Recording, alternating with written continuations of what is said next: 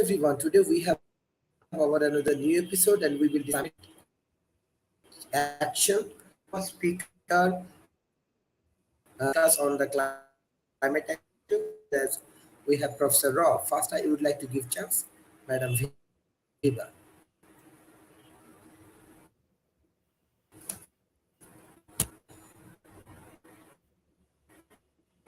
Hi. So are we, is there a technical problem? Do you want to share any presentation? Yes, I'm looking for it right now. Maybe Rob. No. You can.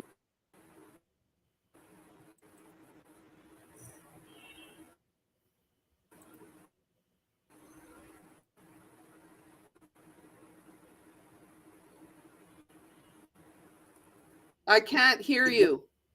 Time to present your.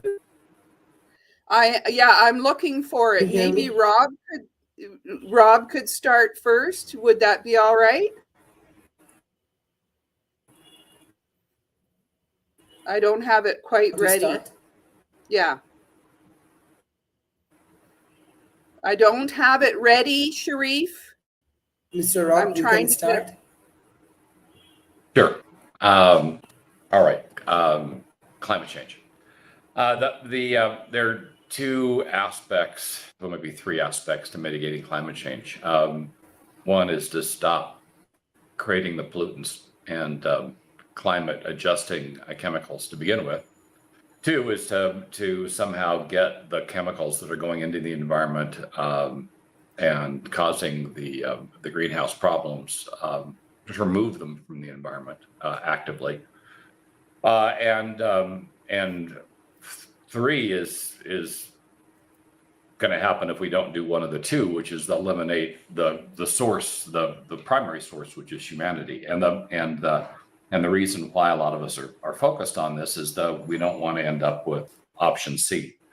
We would prefer to continue to exist as a race. Clearly the best methodology would be to not be creating the problem in the first place. The difficulty, of course, of going down that path is the economics involved in stopping industry from doing the things that are causing the harm are, at least over the short term, unpalatable for countries and companies. And so the most of the plans in place to eliminate pollution have execution times out beyond 2030, some 2050 and beyond that, which is probably too long if we're going to talk about preventing the kind of damage that's occurring into the environment. So that takes us to, but by the way, it doesn't take it off the table, but it does mean that at least if we're going to solve the problem near term, then option B, or looking at mitigation, becomes the more viable path. Problem though with mitigation is who pays for it. Ideally, the entities that are creating the problem should pay to eliminate it. That's typically the way we do things when we're talking about liability. Somebody that creates the problem, creates the liability, is the one that incurs the cost to correct the liability. If somebody hits you with their automobile, they pay for the damage. If somebody accidentally digs up your yard and takes out a tree, they pay to replace it. For whatever reason, we don't do that on a global scale. We do that individually and between entities, but we don't do that when it comes to harming the environment. And to a large extent, I think that's largely because Mother Nature doesn't have an attorney. The planet does not have its own defense. It has no way to execute its rights or to protect the environment. And maybe that's the approach that we should be taking in terms of solving the planet's problems, is give the planet a voice, provide a way to attribute or assess the damage, and assess the damage against those companies and countries that are creating it, and then make that a chargeback. And so economically, then it would make sense to correct the problem, because the issue with regard to the chargeback would be unsustainable. And therefore, you've got a choice between two unsustainable paths. Invariably, that means neither path is taken, and you have what is potentially a cleaner tomorrow. But right now, the cost of the pollutants is being borne by the population, while the benefits of polluting are being enjoyed by the companies and countries that are polluting. So that has to be fixed if we're going to make any real meaningful progress. Is your presentation ready? Or do you want me to continue? Yeah. I just that's really good. I totally agree with what you're saying there. There is not enough of a voice about the planetary situation.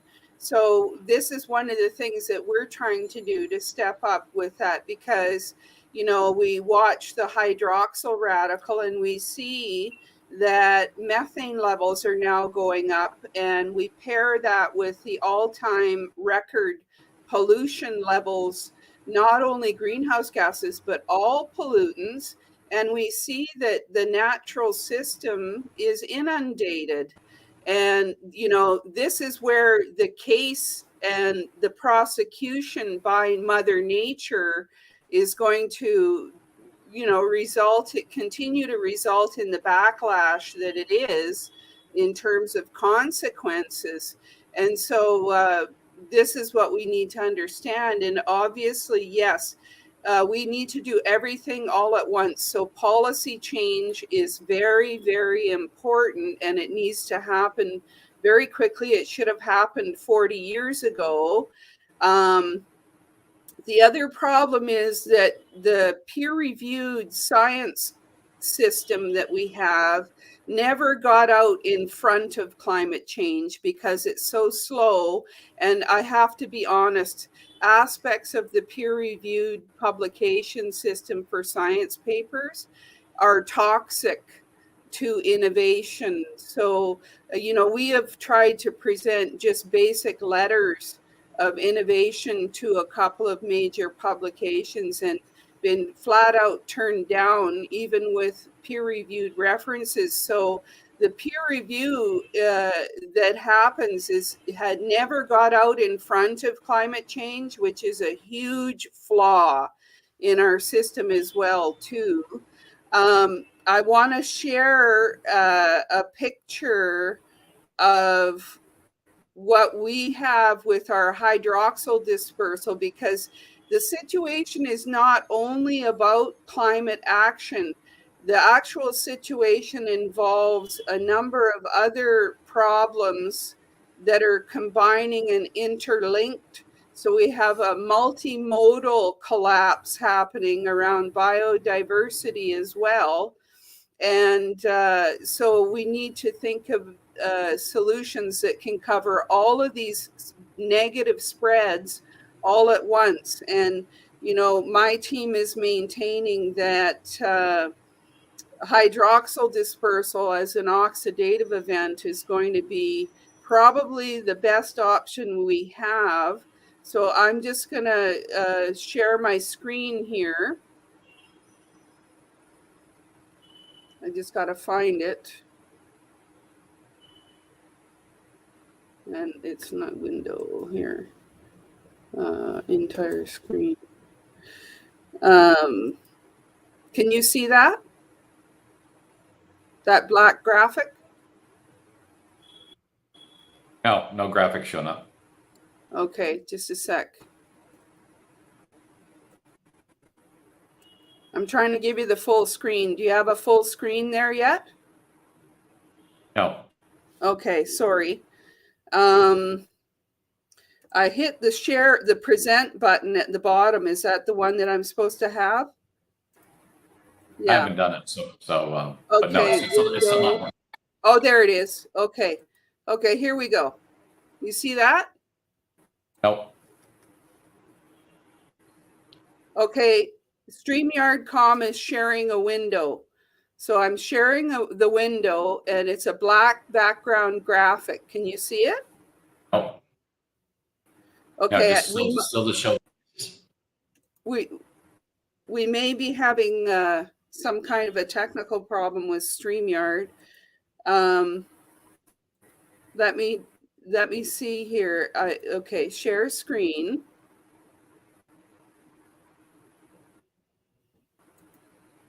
Okay. Now, all that's happened is you somehow made Dr. Sharif bigger. Okay. No. Yeah, I have, Please go. can you see anything now? Oh, Okay, we might not be able to get that up. What it is there are about 10 issues on the left-hand side of the graphic and 10 solutions on the right that all have to do with the fact that hydroxyl dispersal, which can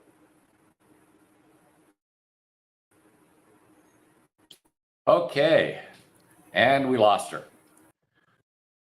And we lost Sharif. So it looks like I'm on here all by myself. It's like being the last living cell in a dead body. It's where's my Boris Karloff accent when I need it. So back to climate change. The underlying issues are very complex, and clearly the world's trying to deal with it in a variety of forms. Individual companies are coming up with plans and strategies to deal with the problem over time. But of course, individually, no one company can make a difference. If you look where the pollution is occurring, about 50% of it is occurring outside of China, out of China. About 25% is the US and 25% is the rest of the world, which would suggest that China and the US really carry the heaviest burden in terms of getting rid of pollution. Now, I might mention that this data may be somewhat inadequate because it's not clear whether all countries are reporting, and the end result is that that may skew a bit towards China and the U.S. But in the end, those two large economies are the ones that probably would end up having to bear the burden of correcting a problem that they created. The issue is, of course, there's no entity that including the UN that can hold either country accountable and can make that kind of a difference. And so for me, if you really want to make a meaningful climate change, is we have to create an entity that can get that kind of a conclusion. In fact, if we look across the world, we have a lot of existential threats that face humanity, from nuclear war all the way across to asteroid impact. And we do not have a mechanism to defend the planet on a global scale. We have the UN and the World Court, where people can make proclamations and sometimes get past rulings, but both entities lack enforcement. For instance, Putin was just effectively convicted of crimes against humanity, but there's no way to bring him to justice. So it's bad PR, but it's not going to fix the problem. And so at the heart of trying to fix any climate problem would be some type of a global enforcement agency that had teeth. And yet the large governments of the world aren't going to allow an agency that could somehow hold them accountable for what it is they do, even though internally every country has a court system that holds individuals accountable for when they commit crimes. But when it comes to country level, the choices are really, if you're large, you can protect your rights, and if you're small, not so much. Which not only is inherently unfair, it's also inherently unproductive when it comes to solving global problems like climate change or protecting the planet against asteroid attack or even fighting a pandemic, as we saw. We probably, if the world had acted quickly enough to identify the problem, we probably could have contained the pandemic in China. And if China had been held accountable for the problem, they would have undoubtedly, rather than trying to cover up what the source of the problem was, would be much more interested in solving it so it didn't happen there again. Because the economic damage that the pandemic did to the world, if China was held accountable, would probably cripple their economy. But it's that kind of liability that's needed if we want to get countries to stop acting badly, whether it's creating pollutants, threatening nuclear war, or failing to control a pandemic and choosing to cover up a problem rather than mitigating it. All of those should have significant consequences, but unless we have a mechanism to cause those to address those consequences, we won't be able to make real progress. Now it looks like nobody else is coming back, so I think I'm gonna call this and say hopefully we don't have a lot of you I'm trying to watch this, but Sharif is gone. Viva's gone. And it's just me, and I'm not sustaining this thing all by myself. So I want to thank you all for attending this Wednesday. Apologize. We apparently are having technical difficulties, and hopefully we will pick this up again on another day when we've got our ducks in a row and the technology gods are favoring us. Have a great week, and sorry for having to break this off early. Bye-bye.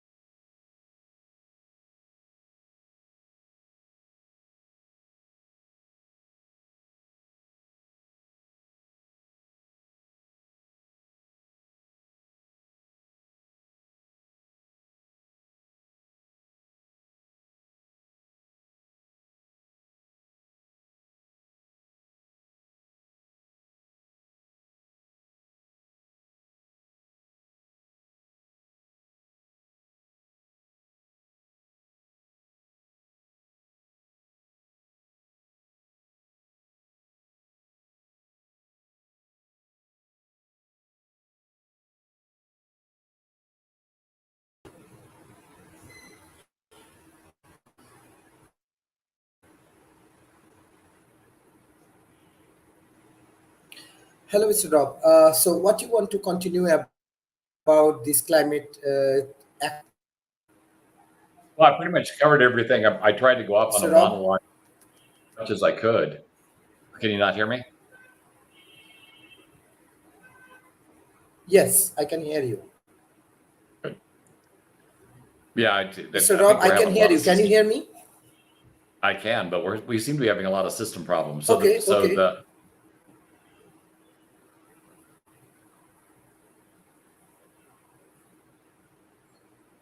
Yes, can you hear me? I can hear you, but you've frozen again. Okay, so can you explain about the climate action? Can you share some example and experience and analysis on climate action?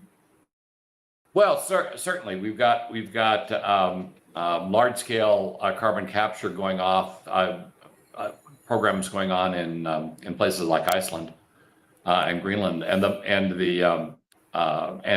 certainly there have been efforts to look at using biological constructs to capture for carbon capture. I believe the Netherlands has been putting in place water-based, algae-based solutions to do carbon capture.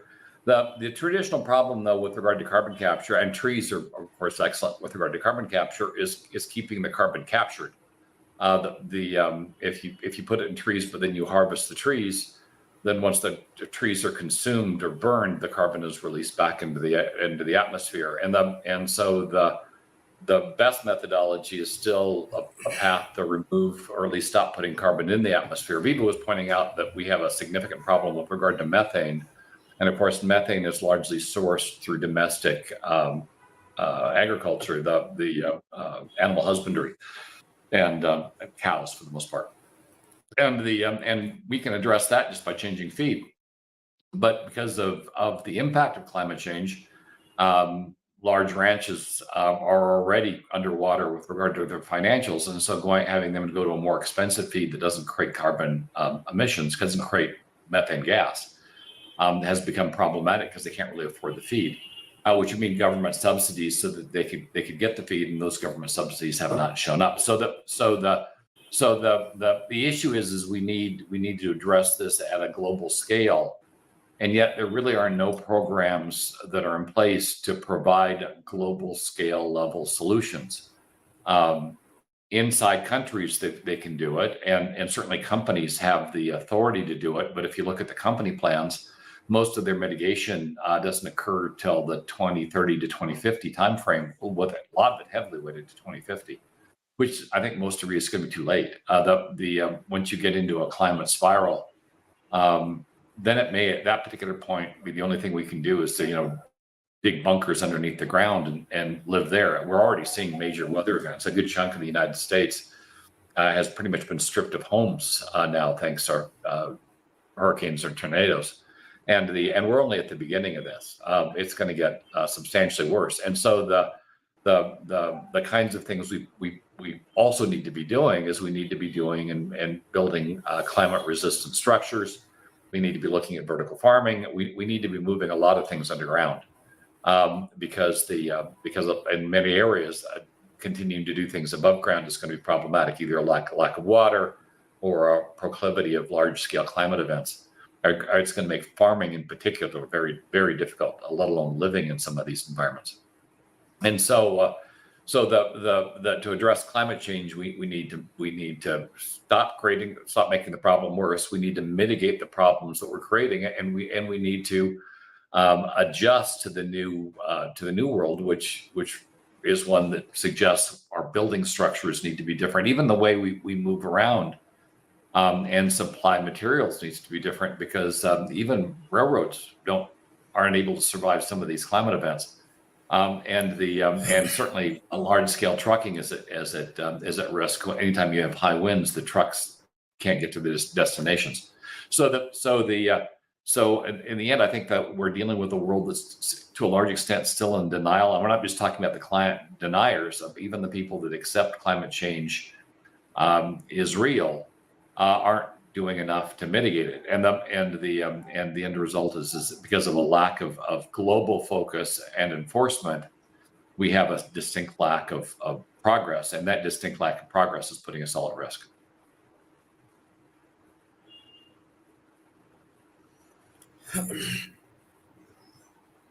Yes. When it's about climate actions, strategy to take the action. So, what type of strategy we should take when, for the climate change, emerging economy are not responsible? Countries, they are the responsible for the climate change. So how to take actions? What type of strategy will be helpful for the emerging economy? Well, if you're an emerging economy, you don't have much voice. I mean, you don't have much money, so you can't use money as a tool. You don't have much in terms of resource. You have natural resources, but that's part of the problem. Is you end up selling those natural resources, and you become part of the problem, not part of the solution. For an emerging economy, I think they first have to look internally. How is climate change affecting them? How do you protect the population from climate change? How do you assure the safety and lives of your population, given that they're going to be experiencing large climate events? Clearly, relocating people away from coastlines would be wise at this particular point, because oceans are rising, and with weather events and high tides, those people that are living near the coast that don't have a lot of altitude to deal with are probably going to be underwater shortly. And so and at least if not all the time, at least enough of the time to make living in those areas problematic. And the time to make the moves is before the catastrophe hits. We've got groups that are out on islands, and the islands are clearly going to go underwater, and those folks need to be relocated. And then areas that are experiencing major climate events, water shortages which are wiping out farms, then you've got to invest in technologies that mitigate that water shortage problem. We've got technologies that can pull water out of the atmosphere. We've got desalination technologies that can pull clean water out of ocean. And we've got technologies that can take wastewater and turn it back into space all the time. But water is a commodity that we're inadequately protecting, and it's creating huge problems with regard to farming in a lot of the emerging economies. And if people can't get food cheaply, then you have a non-viable country, and keeping the country viable becomes incredibly important. And of course, we are still looking at a future where we're going to have climate conflicts. Countries looking to gain the resources that they've lost through climate change, infringing the borders of others. To a certain extent, while that's not the cause of the war in Ukraine, the Ukraine war is a showcase of what can happen if one country desires what another country has and has the military power to seize it. Most of us are predicting many more of these events as we go forward, because different countries will be hit by climate change very differently, and countries that haven't prepared and whose populations are starving are going to have to do something to feed those populations, or their governments will be overthrown. And war is unfortunately a natural conclusion or escalation of that particular, addressing of that particular problem. So it is critical that an emerging country looks at the problem honestly as it affects them, and then focuses on protecting its citizens and assuring its viability with whatever resources it has, and prioritizes that effort perhaps above others until the problem's mitigated. Otherwise, either somebody's going to come in and take what it is they've got, or their population will migrate out of the country, and in either case, they become non-viable. And we see that a lot of that in Central America in particular right now, where climate refugees are living in large volumes, and these countries may be losing critical mass in terms of people that even know how to fight. And some of those countries may, on paper, be non-viable today because they've just lost so many people that are critical to the survival of the country. So in the end, an emerging country needs to focus on how, at least first and foremost, on how the problem affects them, and what they can do to mitigate the impact of the problem on their country and protect their folks.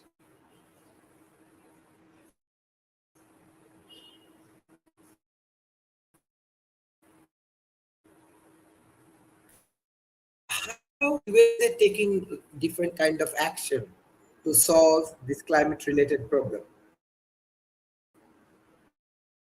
What do you mean, a different kind of action? I mean, you can look at some of the Norwegian countries, they've certainly aggressively tried to get cars off the road, replacing large roadways with green belts, aggressively planting, really trying to turn their countries into green paradises, where they're not only reducing substantially their production of greenhouse gases, but they're aggressively doing carbon capture through Mother Nature, and some of the pictures of the cities as they've been transformed are beautiful, and the rankings on these countries suggest that their citizens are far happier than the countries that are heavily polluting, showcasing there's a secondary benefit. Not only are they drinking cleaner water, breathing cleaner air, but they have happier people. And that's despite the fact that these countries tend to exist in areas that lack a lot of sunshine, and you would think that you'd have major depression problems, but it turns out the developed countries have it worse. And so at the heart of all these issues is the lack of decisions based on data, then the proclivity of decisions that are based on other things, like either financial benefits, power, or just simply defending an argument that otherwise would bear no weight. But I think if we're going to solve this globally, very quickly, we need to highlight the countries and the benefits those countries have that are doing this stuff right, and then gradually causing the rest of the world to follow the examples of the countries that are doing this right, and thereby lifting everybody up by their bootstraps. But just whining about this isn't going to get it fixed. And we do have good examples of countries that are making progress. And I think we just bring up those examples and showcase that there are countries that are aggressively addressing some of these problems and making decent progress with regards to that.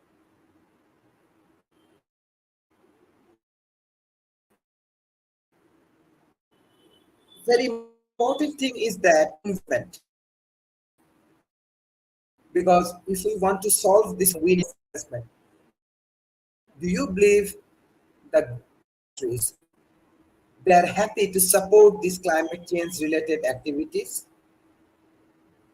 Well, most of the large companies are reporting that their sales have been improved as they have focused more and more on green technology. I think both Dell and HP claim around $2 billion of additional revenue has resulted from their focus on becoming greener. But even for those the companies, that's kind of a drop in the bucket. And if you look at their long-term plans, many of them don't really mature until after 2030, and many of them really don't hit their stride until 2040, 2050. Which is a long time out. And the issue with anything that's out longer than 5 years is there's a good chance the executives that are driving the program won't be there then. And clearly they won't be there in 2040. So the willingness to invest in themselves to do this is moderate. The willingness for companies to invest in other countries doing green efforts is, for the most part, almost non-existent. One of the exceptions is the Cisco CDA program. That program was designed to help countries digitize.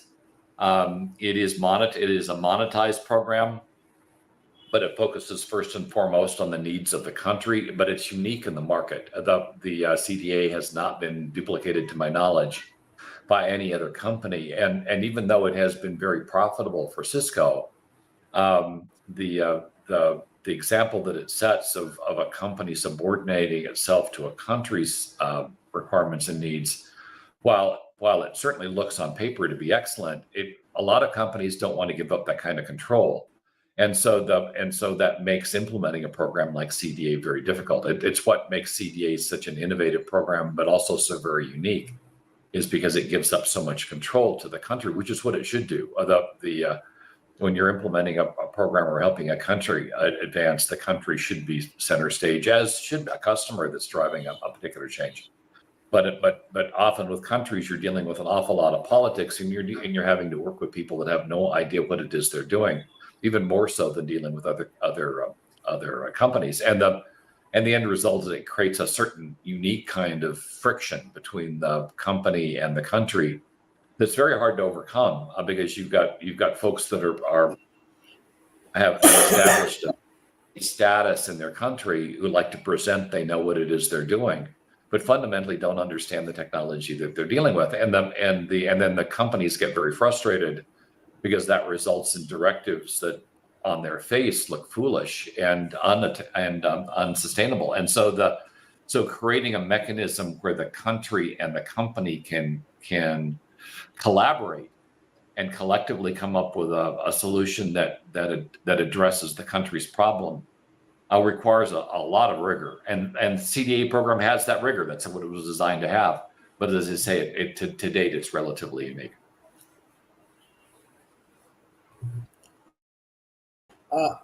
Like when we are handling the climate change major problem, we need to see the successful collaborations in between developed world, because developing enough resources to handle climate actions.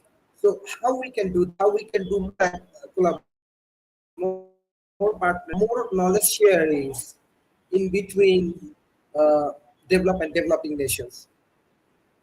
Well, it really comes down to the countries protect their own interests. And that's the nature of a country. And the U.S. government is really only interested in foreign governments that further their interests, and often those interests are more political than climate oriented or anything else. Sometimes they're business oriented, but often those relationships are highly political. Often when you're asking for funding from a developed country, it really comes with the developed country getting back, and often what it is military bases, things that have really nothing much to do with climate change. But the U.S. has been funding programs into Central and South America, and the hope that they can reduce the number of climate refugees flowing into the U.S. But the problem they're trying to solve is directly one of climate. It's directly one of excessive immigration, and thus the programs are less than efficient, because if you're going to address a climate change problem, the solutions often take decades to implement, and yet the solution that the country thinks they're funding is a solution that can address the problem immediately. And so what you end up getting is, rather than a climate mitigating technology, you get prisons, you get walls, you get things that don't really address the core problem, just address the symptoms of the problem, because it's the symptoms that are causing the greatest near-term issue for the funding entity. So that's what makes this so very difficult to solve. Is the symptoms are an immediate problem to address. To address the causes of the problem, it takes a tremendous amount of money and decades, and everybody wants a fix that's going to happen tomorrow. And so we've got a tremendous mismatch between the expectations of a solution and what an actual solution would take to implement. And the timing difference alone makes this incredibly difficult to address. That's why folks like Elon Musk are just talking about going to Mars. Let's just screw it. Earth is going to fail. Let's migrate a bunch of people to Mars. When the Earth blows up, we've got someplace else to live. I've certainly seen some speculation that might have been what happened to Mars to begin with, and how Earth came about. But regardless, the idea of having to migrate to another planet and terraform it, because you can't keep the environment in your current environment, seems to be a failed strategy to begin with. Because if you can't protect your environment, who's going to say you're going to protect the environment on Mars and not just do the same damn thing there that you did here? So in the end, this is a problem that needs to be addressed. But again, if emerging economies are looking for help from developed nations, yeah, you get some, but the focus really has to be on what can the developing the emerging country provide that the developed country needs, and then work the arrangement that way. It's less asking for a handout and more in exchange. But as I say, most of those exchanges are done focused on political alignment and the spread of military power, which is going to increase. But neither one of those address the core problem. They're just attempting to address one of the symptoms of the problem, which is going to be increased conflict, and doing so by literally increasing conflict. Or at least creating a mechanism so conflict could be more aggressively escalated. In the end, at the heart of this is really we need a much stronger global focus on solving the cause of these problems, and at the very least holding the entities that are creating the problem accountable for its creation and charging them back for at least some of the damage they're causing. And until we get to that point, we will never have enough money or resources to fix this, and it won't be at a scale that will allow us to get it done.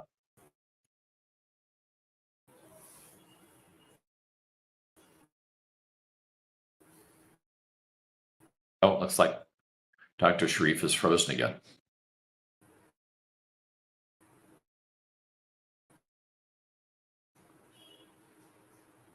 Sorry, folks, we seem to be just having an extreme number of technical difficulties today.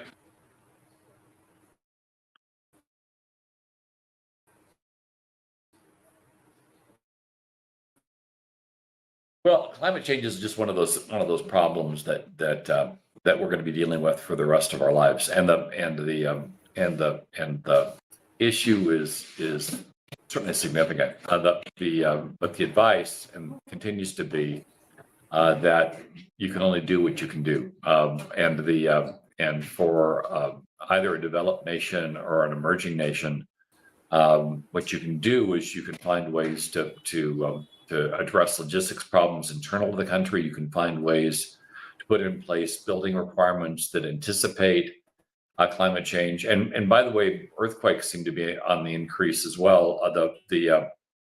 Nothing to do with climate change, but certainly suggesting, given the kinds of disasters we've had, that the buildings should not only be designed to survive high winds, but also earthquakes and damage that's caused by them.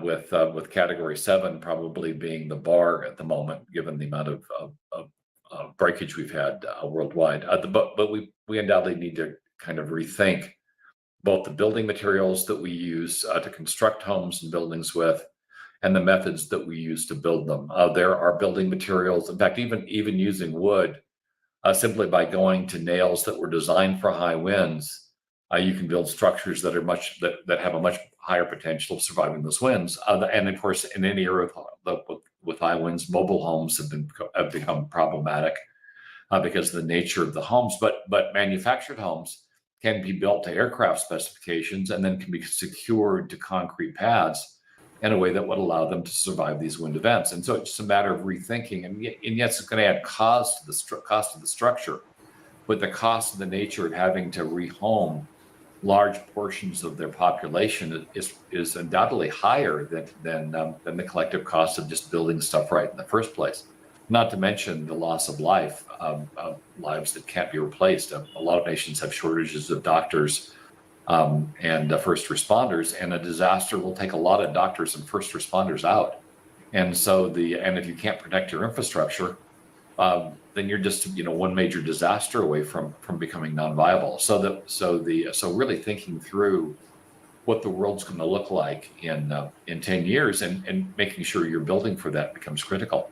And the one tool we've got right now that allows us to do this at scale is the metaverse. It is a large scale simulation platform, and you can simulate what would happen. You create digital twins of the structures, and then you introduce a weather event. You can see what's going to result, and then you can use that to hopefully get funding to create mitigation factors. If you're at or below sea level, then reinforcing the dikes, putting in place larger pumps, making sure you're capable of getting rid of the water. If we're talking about high wind events, making sure that any structures that have the potential of being exploded from inside are reinforced, windows are shuttered, And most certainly the buildings that are being built are using nails that don't back out under high wind. Just so you know, what often happens during a high wind event in a wood house is one of two things. One, a window fails, the house becomes overpressurized and explodes from high pressure. Or number two, the vibrations the wind creates causes the nails to back out of the wood, and the house basically just falls apart. It becomes structurally not viable. So they make nails that will go in and not come out, designed specifically for weather events. Require them. They're not that much more expensive than regular nails, and require shutters. If you can shutter the windows so the windows don't break, you don't get an overpressurized event, and the roofs and walls don't blow out. These aren't difficult, and we go all the way back to when Walt Disney was designing the House of the Future back in the 1950s. He used fiberglass, and I still remember the day when they tried to tear that thing down, and the wrecking ball hit the house, and it bounced. That thing would hold up during earthquakes. It would hold up during high winds. It would hold up. It was up off the ground. It would hold up during floods, and it was designed to be relatively inexpensive to build. Granted, it would be pre-manufactured and delivered to site, but it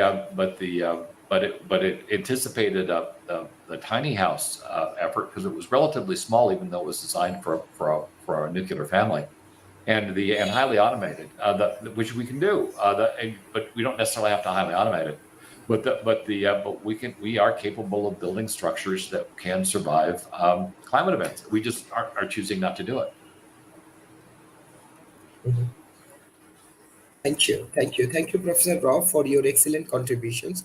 Tomorrow we have another new episode. I will send you invitations. I request all of our audience, please share our content with the government agency, corporation, and academia. And World Health Economy Forum organizing this Nikola Tesla Technology Conference. We already started.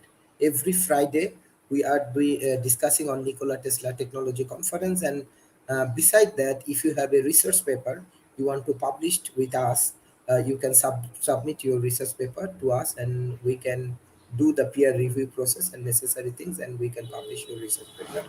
So I request Mr. Rob, if you have your friends, your colleagues, your uh, uh, people from around the world, those who want to work with the Nikola Tesla, I want to welcome them all in World Talent Economy Forum. And beside that, we are planning for more training program, more business growth. So any of your advice will be highly appreciable.